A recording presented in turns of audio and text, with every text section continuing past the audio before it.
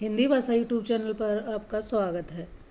इस वीडियो में हम चर्चा करेंगे, एमसीक्यू प्रश्न रहेंगे और ये रहेंगे हमारे संधि से संबंधित। तो किसी भी कॉम्पिटिटिव एग्जाम में अगर संधि पूछी जाती है तो उसके लिए वीडियो बड़ी ही महत्वपूर्ण रहेगी। तो इस वीडियो में हम कवर करने वाले हैं 30 अति महत्वपूर्ण प्रश्न। वीडियो आपको अच्छी लगे तो लाइक करें और इसे अपने साथियों के साथ शेयर ज़रूर करें। चैनल पर आप पहली बार आए हैं तो इस चैनल को सब्सक्राइब कर लें और कमेंट में डालकर ज़रूर बताइएगा आपके कितने क्वेश्चन आप सही कर पाए हैं और ये वीडियो आप कहाँ से देख पा रहे हैं। दो वर्णों के मेल से होने वाले विकार को कहते हैं संधि, समास, उपसर्ग, प्रत्यय। दो वर्णों के मेल से होने वाले विकार को क्या कहते हैं? तो जी इसको कहते हैं संधि। विकार होता है परिवर्तन। संधि के कितने प्रकार होते हैं? 1, 2, 3, 4। तो जी संधि के 3 प्रकार होते हैं, स्वर संधि, व्यंजन संधि और विसर्ग संधि। अगला प्रश्न है दयानंद में प्रयुक्त संधि का नाम बताना है। यानी कि दयानंद शब्द में कौन सी संधि है? गुण संधि है, दीर्घ संधि है, व्यंजन संधि है या यण संधि है? तो जी इसका आंसर होगा ऑप्शन बी, दीर्घ संधि है। इसका विच्छेद करते हैं तो क्या होगा? दया प्लस आनंद। दया प्लस आनंद देखिए इसमें क्या है? आ, इसमें भी क्या है? आ का मेल करने पर क्या बन गया? दयानंद शब्द में देखिए हमें क्या नजर आया? आ नजर आया, यानी कि आ की मात्रा इसमें लगी है। अगला हमारा प्रश्न है कपीस में प्रयुक्त संधि का नाम बताना है। कपीस में कौन सी संधि रहेगी? वृद्धि संधि है, दीर्घ संधि, यण संधि या विसर्ग संधि? आप भी अपना आंसर लिखें और मैच करते रहें और वीडियो के एंड में ज़रूर बताइएगा कि कितने प्रश्न आपके सही हो पाए हैं, क्योंकि ये संधि का टॉपिक बड़ा ही महत्वपूर्ण रहने वाला है। कपीस में प्रयुक्त संधि का नाम बताना है। तो जी इसका आंसर मैं बताती हूँ, ये है वृद्धि संधि। अब वृद्धि संधि कैसे हुई? विच्छेद करते हैं इसका, कपी प्लस ईस। यहाँ पर देखिए मात्रा छोटी की है और यहाँ पर क्या है? दीर्घ ई है, तो दोनों मिलकर क्या बन गई? कपीस में दीर्घ बन गई। तो ये क्या है? वृद्धि संधि है। ये वृद्धि संधि नहीं, ये दीर्घ संधि रहेगी। कौन सी संधि होगी? क्योंकि दोनों मात्राएं हो गई हैं दीर्घ। सदैव में प्रयुक्त संधि का नाम बताना है। सदैव में प्रयुक्त व्यंजन संधि है, स्वर संधि है, विसर्ग संधि है, इनमें से कोई नहीं। तो इसका आंसर आपने लिख लिया होगा। इसका आंसर रहेगा स्वर संधि है। विच्छेद करके देख लेते हैं, सदा प्लस एव। तो ये क्या है? हमारी स्वर संधि है। इनमें कौन स्वर संधि का उदाहरण है? संयोग, मनोहर, नमस्कार, पवन। तो इनमें से बताना है कि स्वर संधि इनमें किस में है।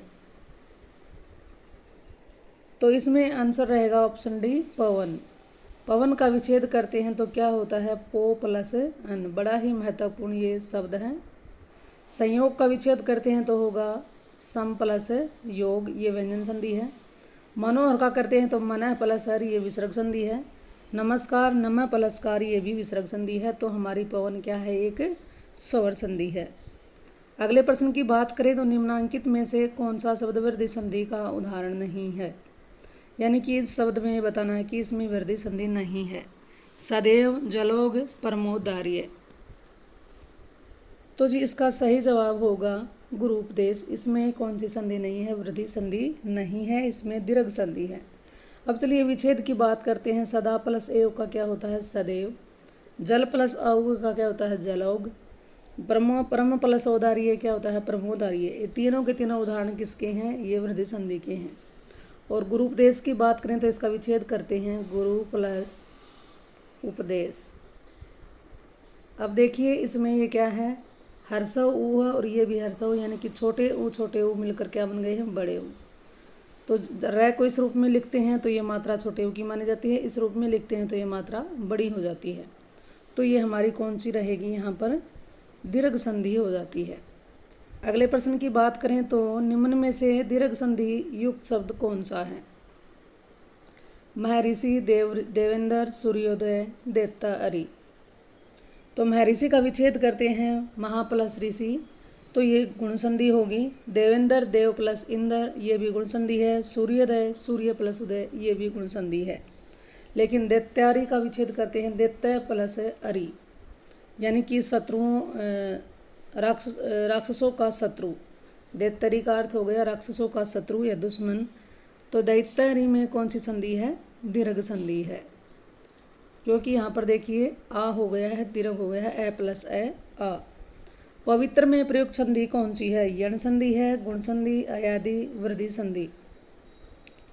तो ये प्रश्न बड़े ही महत्वपूर्ण हैं। आपको जानकारी अच्छी लगे तो वीडियो को ज़रूर लाइक करें और शेयर भी कर दें। पवित्र में कौन सी संधि है? अयादि संधि है। विच्छेद करते हैं पवित्र का तो होगा पो प्लस इत्तर। अगले प्रश्न की ओर बढ़ते हैं। इत्यादि का सही संधि विच्छेद क्या होगा? इत प्लस आदि, इति प्लस आदि, इत प्लस आदि, इति प्लस आदि। और ये क्वेश्चन आपको ज़रूर नज़र आ रहे होंगे, किसी न किसी एग्जाम में आए हुए हैं, तो बड़े ही महत्वपूर्ण प्रश्न है ये।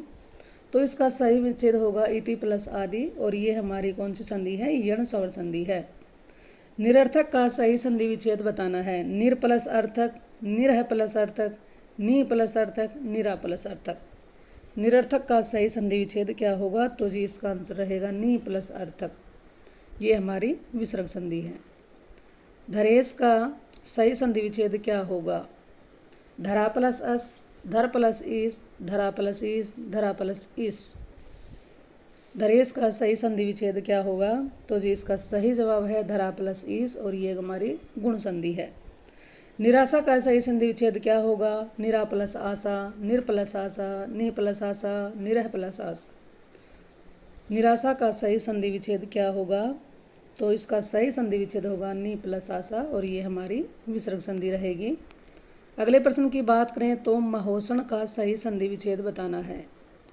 महु प्लस उष्ण, महा प्लस उष्ण, महो प्लस उष्ण, महा प्लस उष्ण।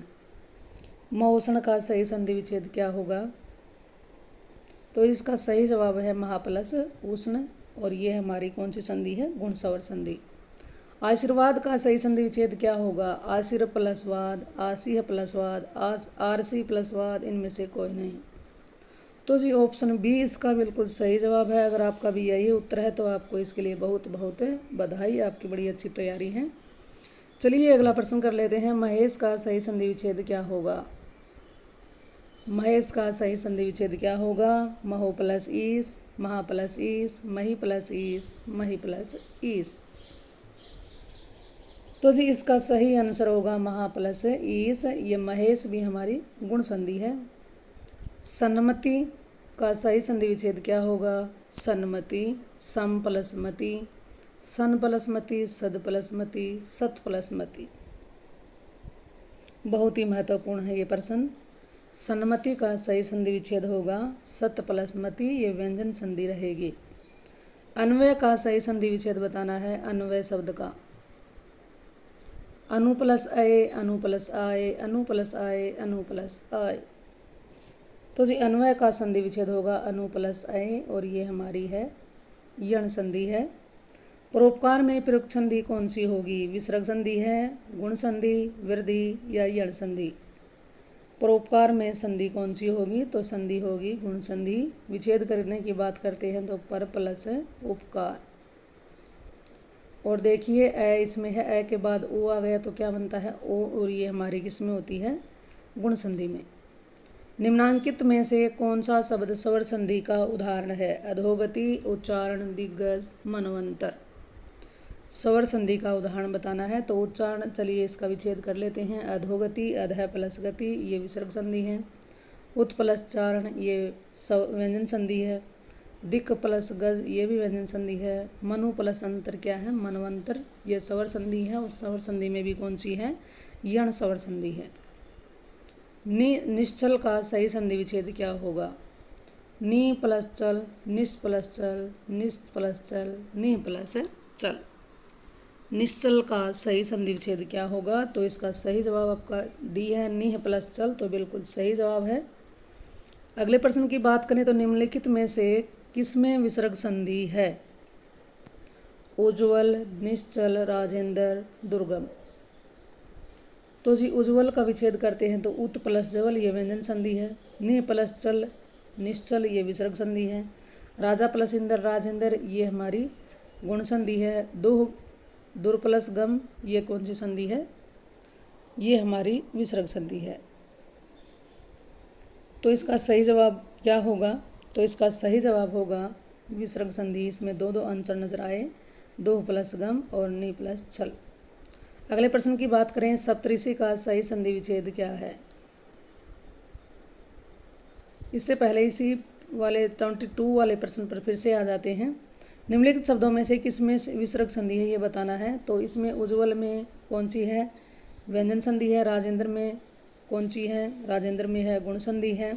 नी प्लस छल, निश्चल में विसर्ग संधि है, लेकिन दुर्गम में विसर्ग संधि नहीं है। क्या है इसमें? दुर उपसर्ग लगा हुआ है और गम इसमें मूल शब्द है, तो इसमें कोई भी संधि नहीं है। अगले प्रश्न की बात करें तो सप्तऋषि का सही संधि विच्छेद क्या होगा? सप्त प्लस ऋषि, सप्त प्लस ऋषि, सप्त प्लस ऋषि, इनमें से कोई नहीं। सप्तऋषि का सही संधि विच्छेद क्या होगा?